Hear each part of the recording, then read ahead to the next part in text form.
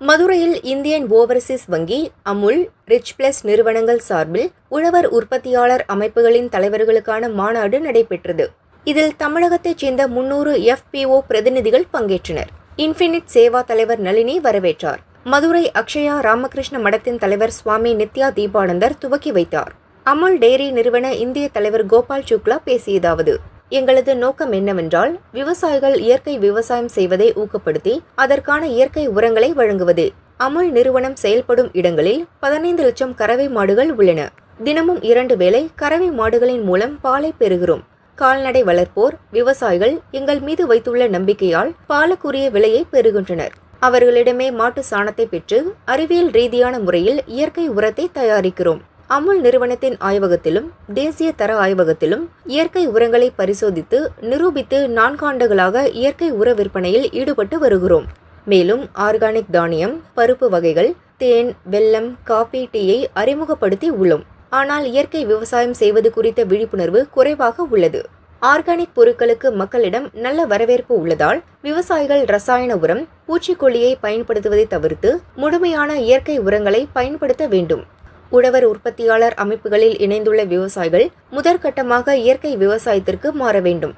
36 லட்சம் விவசாயிகளுடன் கூட்டுறவு நிறுவனமாக இருந்து தற்போது வெளிநாடுகளுக்கு பொருட்களை ஏற்றுமதி செய்யும் அளவிற்கு கார்ப்பரேட் நிறுவனமாக முன்னேறி உள்ளது.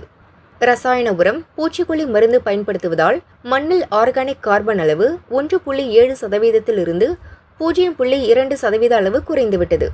வனப்பகுதிகளில் உள்ள மண்ணில் ஆர்கானிக் கார்பன் அளவு சரியாக உள்ளது.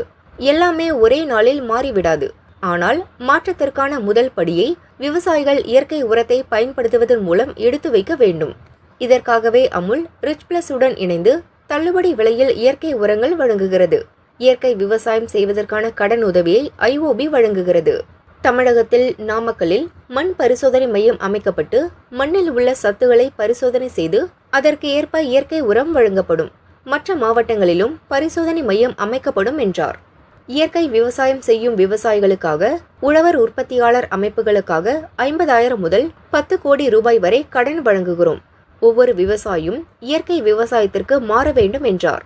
ஒவ்வொரு மாவட்டத்திலும் 10 ஏக்கரில் இயற்கை விவசாயம் செய்வதை ஊக்குவிக்க திட்டமிட்டுள்ளோம். ஒவ்வொரு FPOவில் இருந்தும் 20 ஹெக்டேர் பரப்பளவில் இயற்கை விவசாயம் செய்ய வேண்டும். ரசாயன உரம் பயன்படுத்தும் போது கிடைக்கும் மகசூலை விட இயற்கை விவசாயத்தில் முதல் ஆண்டில் மகசூல் குறையும். அதற்கான இழப்பீடை நபார்டு வங்கி வழங்கும். இதற்காக 300 FPO தேர்ந்தெடுக்கப்பட்டு 2 மாதங்களில் திட்டம் செயல்படுத்தப்படும் என்றார். மாநாட்டில் ரிச் பிளஸ் நிர்வாக இயக்குனர் அசோக் சாரங்கன், IOB செயல் இயக்குனர் தனராஜ் பங்கேற்றனர்.